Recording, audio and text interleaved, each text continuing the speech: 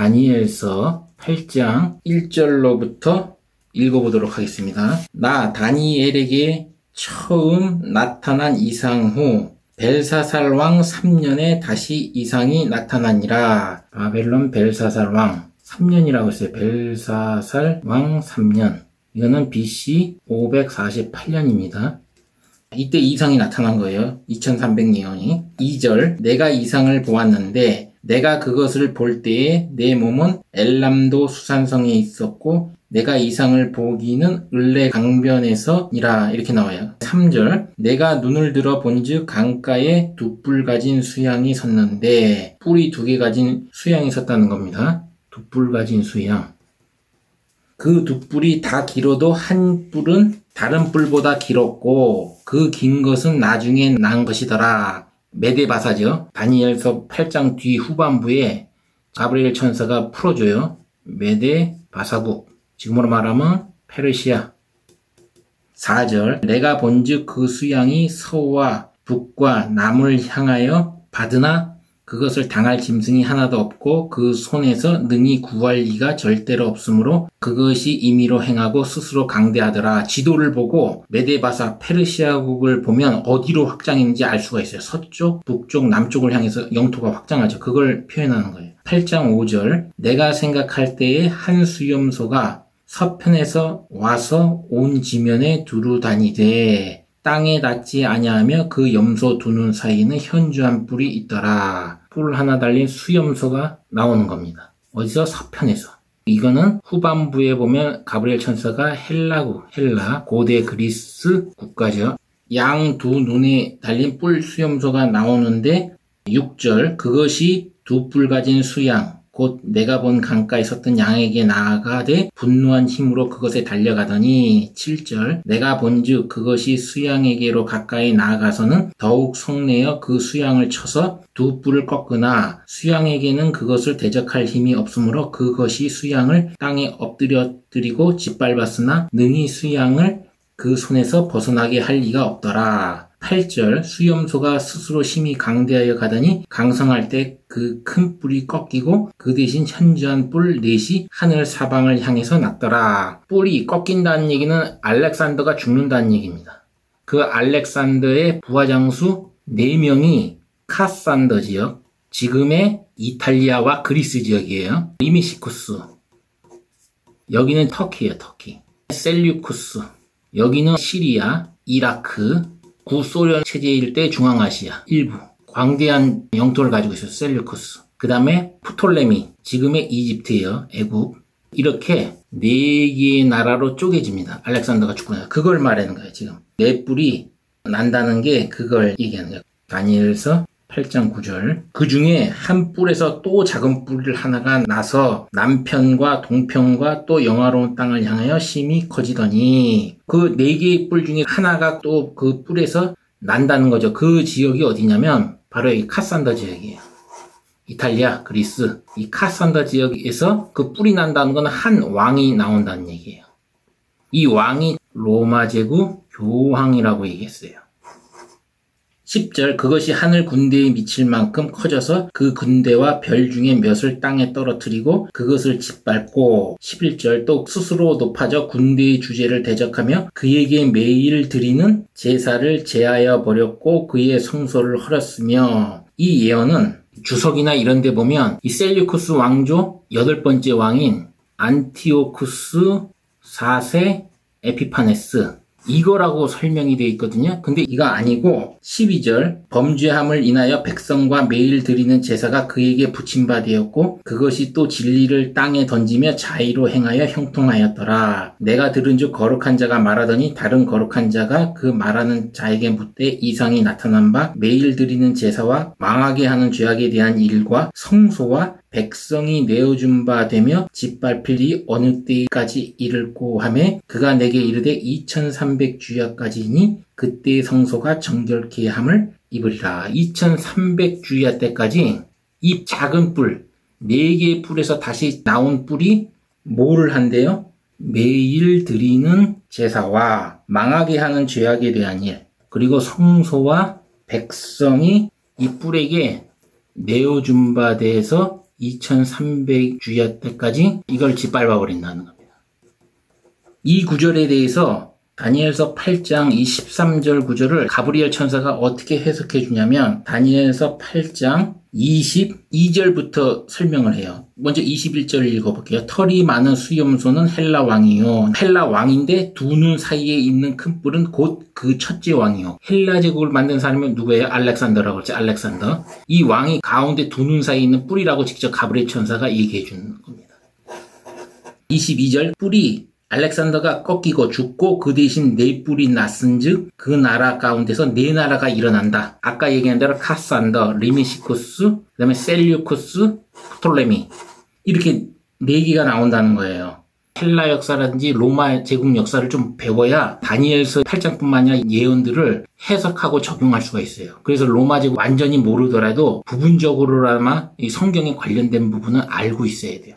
그래서 어떻게 한대요? 다니엘서 8장 23절 이 네 나라 마지막 때에 패역자들이 가득할 즈음에 한 왕이 일어나리니 이렇게 나오죠. 그러니까 이 안티오쿠스 4세 에피파네스는 아니에요. 왜냐하면 이 셀류쿠스 왕조를 보면 31대까지 갑니다. 왕이. 근데 이 안티오쿠스 4세 에피파네스는 수르바벨 성전 거기다 제우스 신상을 짓죠. 제우스 신상을 짓는데 안티오쿠스 4세 에피파네스 보통 신학자들이 적그리스도 상징이라고 얘기하는 이 사람은 이 셀류쿠스 왕조의 8대 왕이에요. 그런데 여기 뭐라고 그랬어요? 다니엘서 8장 23절에 뭐라고 그랬어요? 이 네 나라 마지막 때 그랬어요. 이 네 나라의 마지막 때래요. 마지막 때. 그럼 벌써 아니잖아요. 31대 왕까지 가는데 이 8대 왕이 마지막 때가 아니죠. 그래서 아니에요. 그래서 로마라고 하는 거예요. 로마. 이 다니엘서는 4중구조로 되어 있어요. 예언이. 어떻게 되어 있냐면 2장, 7장, 8장은 세트예요. 7장, 8장, 그 다음에 9장, 그 다음에 11장 이런 구조로 되어 있거든요. 2장은 바벨론 왕 느부갓네살 때 이상인데 거대한 신상, 머리는 금으로 되고 가슴은 은으로 되고 넓적다리, 이쪽은 노수로 되고 다리는 철로 되고 그리고 발가락 10개 철과 진흙으로 되어 있다고 그랬죠. 이렇게 되어 있어요. 그러면 금은 바벨론, 은은 메데 바사국, 페르시아, 노수는 헬라, 철은 로마. 이 철과 진흙이 나중에 어떻게 돼요? 10개 나라로 분열이 되죠. 이런 구조고 7장에는 네 짐승이 나와요. 요한계시록에도 똑같이 표현이 돼 있죠. 첫 번째가 사자, 이거 바벨론. 그 다음 두 번째가 곰, 세 번째가 표범. 곰은 페르시아, 표범은 헬라. 마지막은 어떻게 되냐면 넷째 짐승은 두렵고 무서운 짐승이라고 이렇게 표현해요. 이게 로마 제국이에요. 로마 제국. 이런 구조로 돼 있고 8장은 지금 읽은 것처럼 두 뿔 가진 수양과 한 뿔 가진 수염소 이 구조로 돼 있어요. 그리고 여기에 뿔이 언급이 된 거예요. 이 뿔이 꺾이고 4개의 뿔이 나오고 다시 작은 뿔이 하나 나온다. 이런 구조로 돼 있고 11장은 어떻게 돼 있냐면 북방왕, 남방왕 이런 대립구조를 해가지고 어디까지 예언이 돼 있냐면 1798년 프랑스 대혁명 로마 교황 피우스 6세가 이 혁명군에게 체포돼서 바렌스 감옥에 갇히면서 그냥 갇히는 게 아니고 교황이 가지고 있는 이 교황의 부지, 교황청 부지, 지금의 말은 바티칸이죠. 이 땅까지 다 뺏겨요. 다 뺏기고 나중에 이 교황이 회복된 게 어디냐면 1920년대에 가서 이탈리아의 이 무솔리니하고 어떤 계약을 맺어가지고 다시 교황이 자기네 땅을 회복을 해요. 그 회복한 게 지금의 바티칸입니다.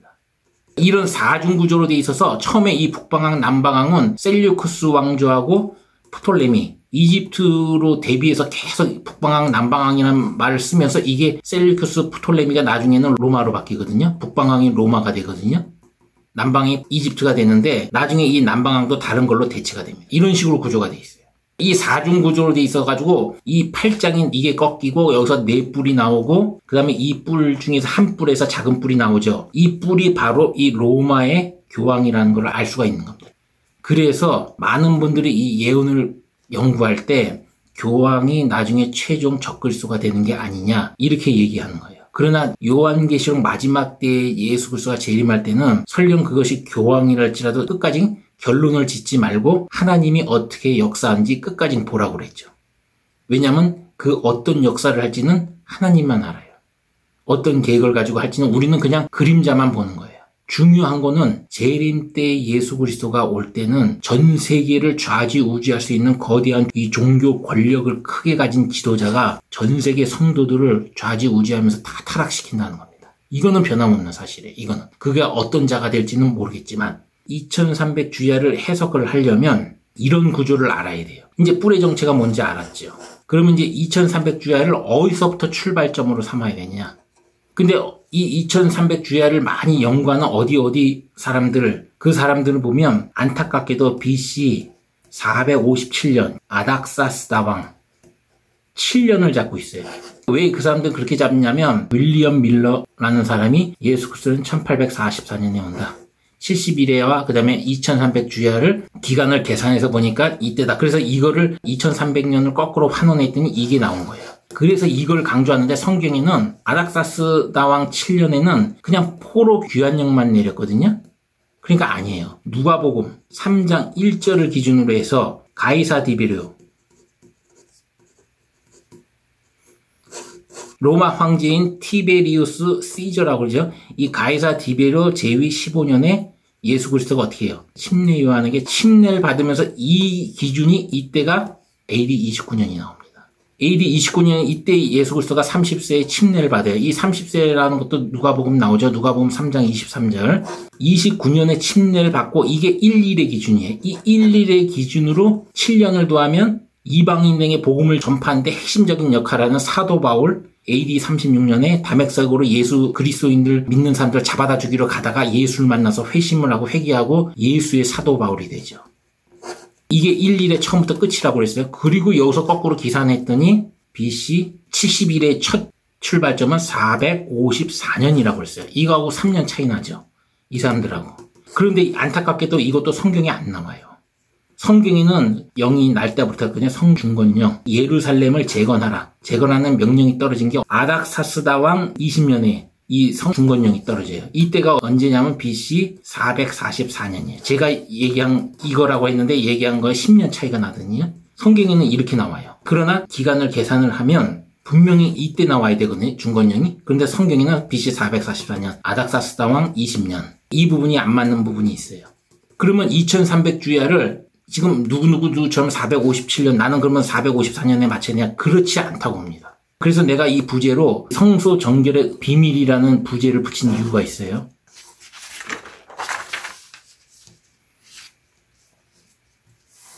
이때가 AD 36년 바울의 회심, 사도 바울이 되는 거죠. 사도 바울 회개를 하고 예수님의 제자가 돼요. 사도 바울이 왜 중요하냐면 유대에서만 예수 그리스도의 복음, 새로운 복음이 신약의 복음이 전해졌는데 바울을 계기로 전 이방으로 전 세계로 뻗어나가죠. 그래서 바울이 중요한 거예요. 그 다음에 AD 29년에 침례를 받았고 기름을 부음을 받은 거죠. 성령이 임했으니까. 성령이 임하는 건 구약의 기름 부음을 받은 자, 즉 기름 부음을 받은 자는 왕을 뜻한다고 그랬어요. 아무나 주는 게 아니에요. 왕, 제사장, 선지자 이 세 직분에만 준다고 그랬어요. 하나님이 세울 때. 그 다음에 이 침례를 기준으로 요 7년이잖아. 계산하면. 그러니까 요게 1일이에요. 71회에서 1일에. 그 다음에 나머지 69일에가 올라가면 BC 454년이 나와요. 그런데 성경에는 BC 444년 아닥사스다왕 20년. 그런데 어디 교 그 사람들을 보면 BC 457년으로 보죠. 이거는 아까 얘기했어요. AD 1844년에 예수 그리스도가 재림해 온다는 이 윌리엄 밀러 이거다가 껴 맞춘 거예요. 역산해가지고. 근데 이거 아니라고 그랬어요. 저는 틀리다고 그랬어요. 제 견해는 틀리다고 그랬어요. 그런데 2300 기준을 이 사람들은 이 457년인데 저는 여기서 보지 않는다는 거예요. 왜 그러냐면 AD 33년에 무슨 일이 있었죠? AD 33년 4월 3일 뭐가 있었어요? 예수 그리스도가 십자가에 못 박히는 사건이 생깁니다. 예수 그리스도가 십자가에 못 박혀 죽으시자마자 성소 휘장이 찢어지죠. 성소 휘장이 찢어진다는 것은 이 성소에는 뭐가 있어요? 성소에는 지성소와 성소가 있죠. 이 성소를 가로막고 있는 게 이 휘장이에요. 휘장.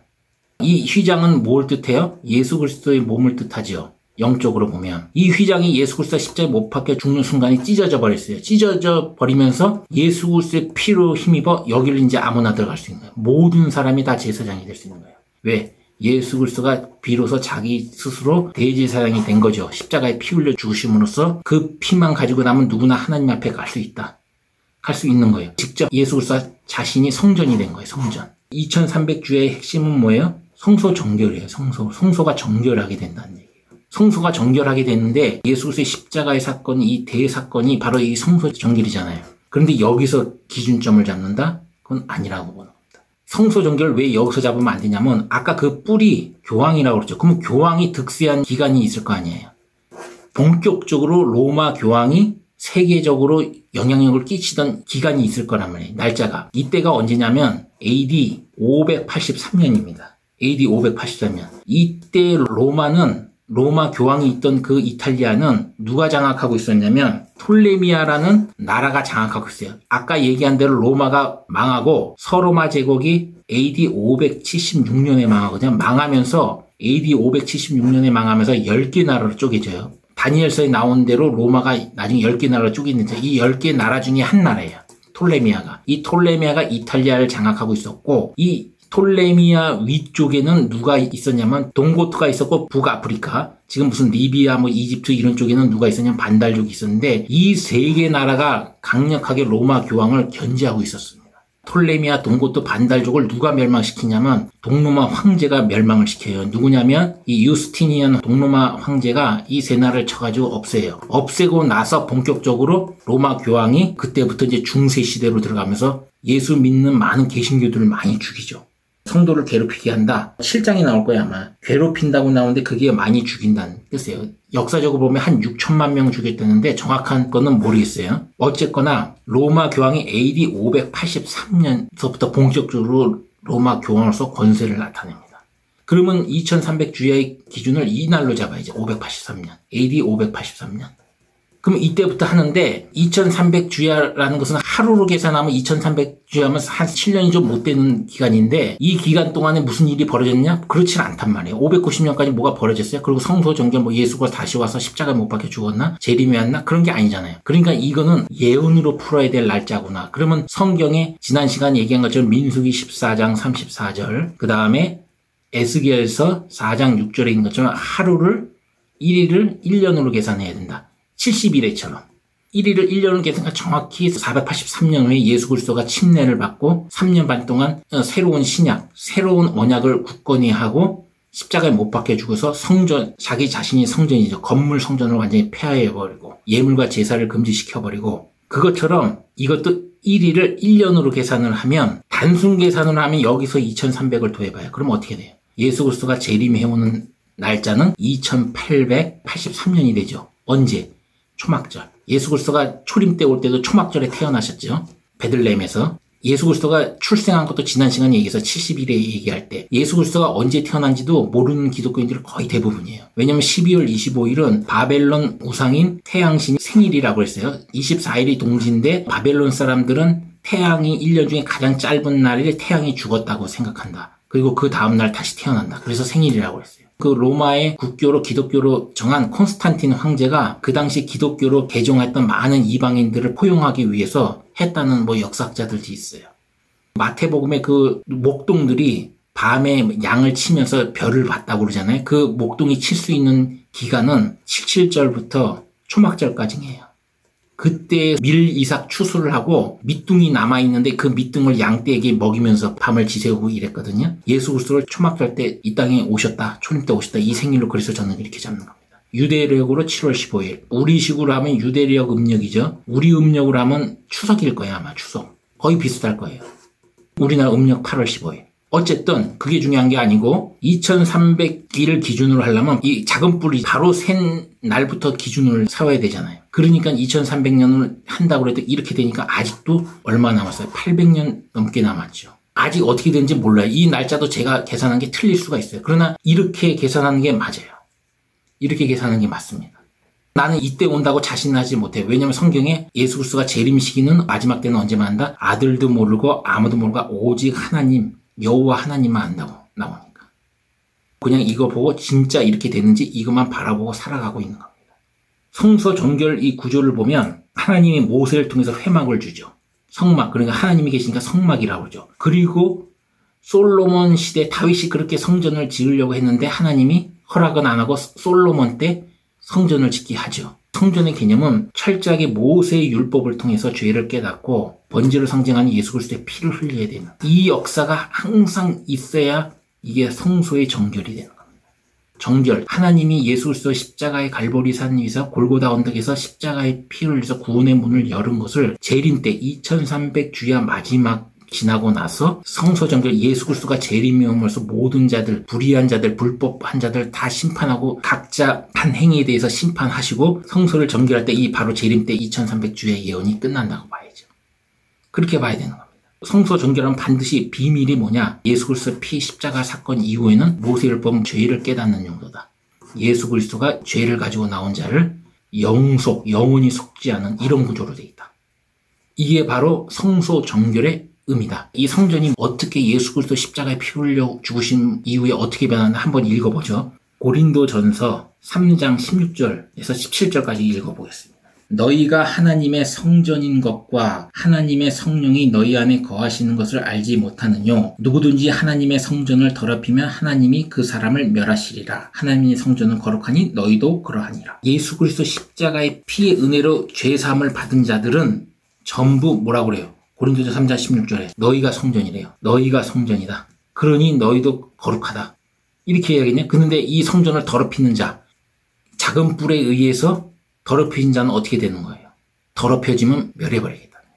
많은 기독교인들, 특히 개신교인들이 잘 몰라요. 잘 모르는 게 뭐냐면 가톨릭은 예배 드리는 게 아니에요. 가톨릭은 미사라고 그러죠. 미사. 개신교는 뭐라고 그래요? 개신교는 예배라고 하죠. 이 미사는 뭐냐면 다른 말로 하면 제사예요. 구약의 양과 소를만 안 잡을 뿐이지 똑같아요. 제사 지내. 그러나 지난 시간 제가 70일에 할 때 뭐라고 했어요? 예수 그리스도가 한 일회의 반 동안, 반 일회, 1일회의 반 동안 십자가에 피 흘려 죽으심으로써 어떻게 해요? 제사와 예물은 금지시킨다고 그러죠.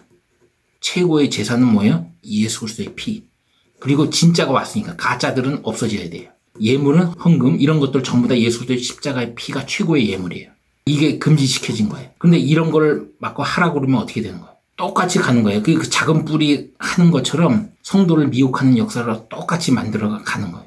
예수 그리스도의 피의 비밀은 뭐예요? 그리스도의 비밀은 뭐예요? 히브리서에 나온 것처럼 단 한 번의 제사로 끝내버린 거예요. 단 한 번. 즉 피로 자꾸 죄를 씻는 거 그런 게 아니라 한 번이 했기 때문에 예수 그리스도가 AD 33년 4월 3일 날 6월절에 십자가에 못 박혀 죽으신 그걸로 말미암아서 내 죄가 발견될 때마다 여기에 그냥 믿음으로 맡기는 거예요. 맡기는 거. 예수 그리스도가 미사 제사 지낼 때마다 구약에처럼 피를 뿌리고 양처럼 피를 뿌리고 이런 게 아니에요. 예수 그리스도의 피의 죄사함의 영속성을 부정한다고 이게 참남하다는 거예요. 그래서 이런 식으로.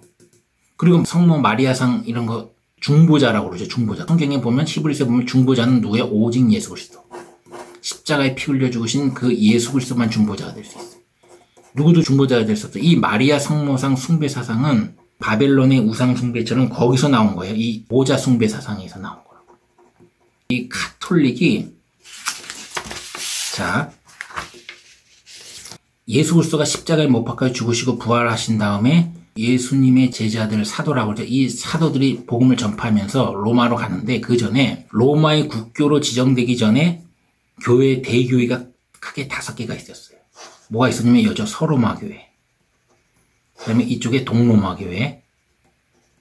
그 다음에 요 밑쪽 지금의 터키 지방의 안디옥 교회. 예루살렘에 있는 예루살렘 교회. 그 다음에 이쪽에 북부 아프리카 쪽에 있는 알렉산드리아 교회. 이 5개가 있는데 이슬람 세력에 의해서 이 3개가 없어지고 이 2개만 남은 겁니다. 이 2개만 남았는데 서로마 제국이 AD 576년에 망하죠. 망하고 이 서로마 교회 교황의 권세를 누가 쟁취한 거예요? 583년에 바로 로마 교황청이 이 세력을 고스란히 가져다가 중세 유럽을 지배하는 겁니다. 1260년 동안. 언제까지? BC 1798년 프랑스 대혁명으로 피우스 6세 교황이 바렌스 감옥에 갇혀서 이 로마 교황청의 영지를 잃어버릴 때까지. 그거를 표현할 때 머리가 일시적으로 죽었다. 그 다음에 무솔리니에서 다시 영지를 회복하니까 다시 살았다. 이런 표현을 쓰는 거예요. 예언서에서. 이 동로마 교회는 좀 더 이어지죠. 이어졌다가 나중에 오스만 제국에 의해서 멸망당하죠. 동로마 교회가 다 어디로 어떻게 된 거예요? 러시아로 가면 러시아 정교회, 그리스로 가면 그리스 정교회, 알바니아로 가면 알바니아 정교회, 이 정교회 형태로 뛰는 겁니다. 이들은 예수의 탄생일을 1월 6일로 크리스마스로 정하죠. 크리스마스라는 용어 자체도 그리스도의 미사, 제사라는 뜻이에요. 원래 크리스마스라는 게. 크리스마스라는 게 이 마스가 미사라는 뜻이고 이 크리스가 그리스도로 메시아라는 뜻이거든요. 캐톨릭 교리에 보면 예수 그리스도를 하나님의 아들로 인정하는데도 피의 영속성이라든지 이런 것들, 그 다음에 그 고해성사 있잖아요. 고해성사. 이것도 예수 그리스도가 만인 대제사장 이 중보자의 역할을 부정하는 행위예요. 이게 히브리서에 나와 있는 이런 것들이 참남된다는 얘기예요. 그래서 카톨릭이라고 많은 분들이 예언서 특히 다니엘서를 연구하면 교황이라고 그러는데 그럼에도 불구하고 지금 개신교들도 똑같은 지금 카톨릭 교황의 전철을 밟고 있죠. 그러니까 남 욕할 것도 없어요. 중요한 거는 첫 시간에 11조 얘기할 때도 종교 권력에 취하면 안 된다. 종교 권력에 취하면 큰일 난다. 이렇게 얘기한 거예요. 오직 우린 예수 그리스도의 피만 붙들고 가야 된다. 예수 그리스도의 피만 붙들고 가야 된다. 데살로니가 후서 이 살후 2장을 보면 멸망의 아들이 거룩한 하나님의 성전에 앉아서 자기를 가리켜 하나님이라고 한대요.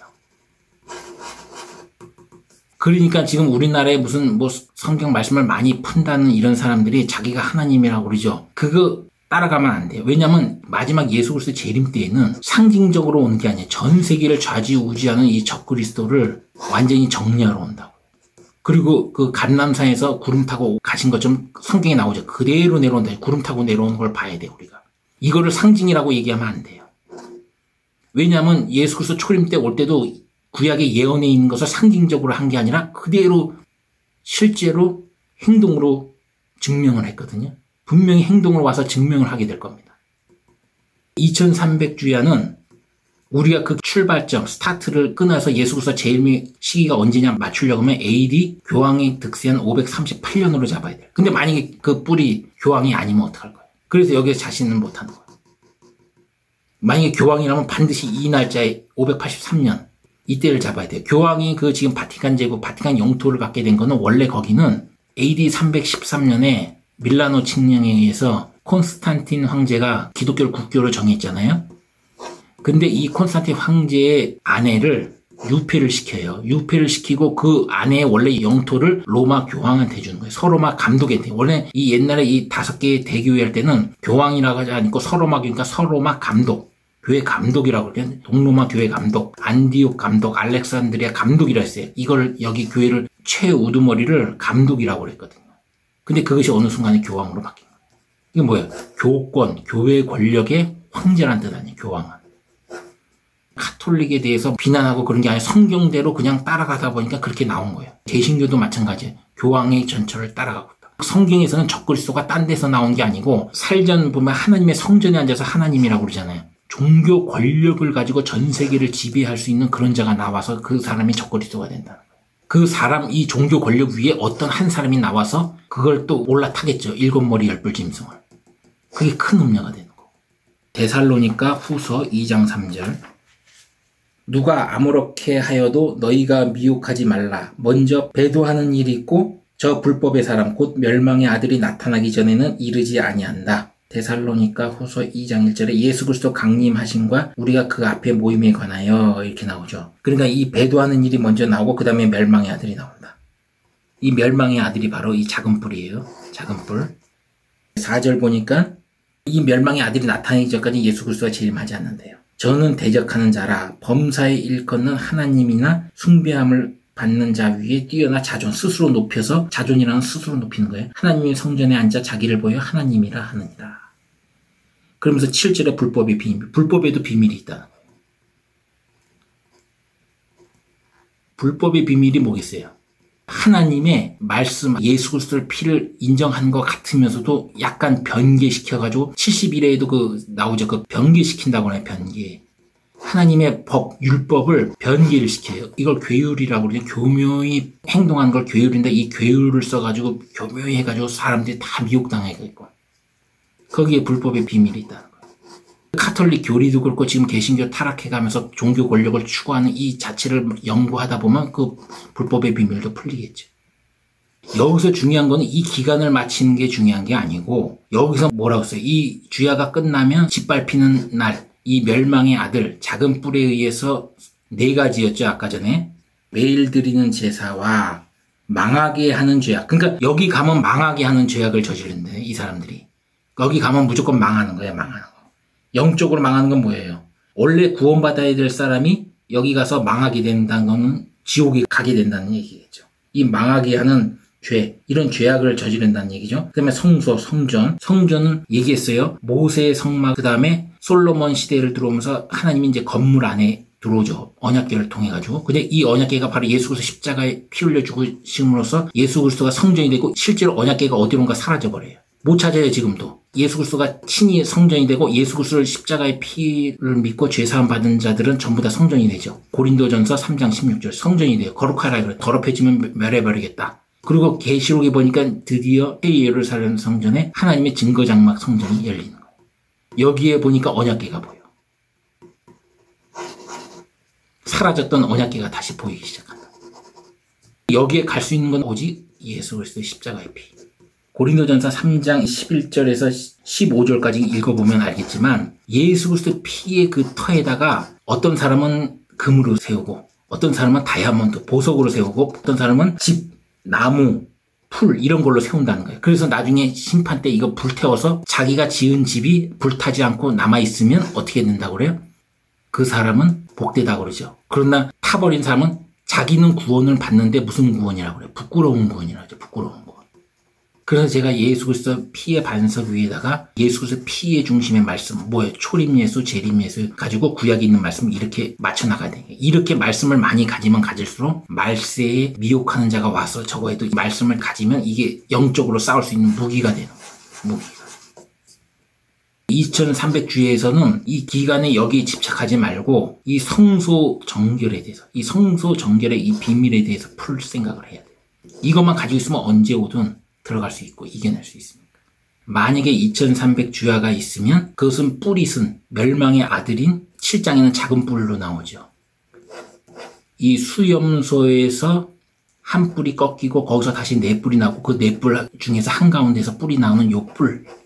요 뿔이 세력을 입어서 세계적으로 영향을 미치는 그 기간. 만약에 교황이라면 AD 583년. 즉 교황의 세력을 견제하던 세 나라. 동고트, 그다음에 톨레미아, 그다음에 반달족. 이 세 나라가 멸망당하고 교황의 권력을 확립하는 583년부터 2300년을 세야 된다. 그리고 예수 그리스도 오는 거는 반드시 아무 때나 오는 게 아니고 초막절에 오실 것이다. 초막절이 재림과 관련되어 있죠. 그래서 예수 그리스도 초림 때도 이 초막절에 왔다고 저는 그렇게 얘기하는 겁니다. AD 29년 침례를 기준으로 누가복음 3장 1절을 기준으로 역사냈더니 이게 BC 1년 후 나옵니다. 30세라고 했으니까. 이때를 기준으로 삼아야 하는데 그럼에도 불구하고 결론을 짓지 말고 언제 정확히 온다고 결론을 지어서 스스로 높이려고 하자면 몸을 낮춰요. 겸손하게 낮추고 하나님이 어떻게 역사하는지 보자고. 왜냐하면 마귀도 이걸 못하게 하려고 여러 가지 온갖 수단과 방법을 쓰겠죠. 다니엘이 자꾸 회개하고 이스라엘 백성에서 회개해서 바벨론에서 포로에서 70년 만에 이제 돌아가야 되려고 이제 거의 68년에서 깨닫죠. 그리고 자꾸 다니엘이 그 전에도 회개하고 그러니까 다니엘을 죽이려고 사자굴에다가 집어넣잖아요. 그 당시에 신하들 통해가지고 가브리엘이 사자의 입을 막아버리죠. 그러니까 하나님의 역사를 안다 해도 겸손하고 끝까지 지켜보는 거예요. 우린 지식을 알았다고 해도 교만하면 안 돼요. 끝까지 하나님의 역사는 얼마든지 조금이라도 틀을 수 있어요. 그러니까 예언이 있는 대로 정확히 알 수는 없으니까 대강 이때다 싶으면 이때부터 2300년을 세대 끝까지 지켜보자고요. 그리고 로마 교황보다 더 큰 권력 나오면 어쩔 거예요. 다니엘서 보면 분명히 이게 로마 교황을 뜻하는데 예언이 4중구조로 돼 있잖아요. 2장, 그 다음에 7장, 8장, 9장, 11장. 그러면서 로마 교황을 뜻하는데 그 작은 뿔이. 그럼에도 불구하고 함부로 섣불리 저거 하지 말고 끝까지 지켜보자. 왜? 내가 심판자가 아니라 심판자는 예수 그리스도고 모든 역사의 주관자는 여호와 하나님입니다. 이상입니다.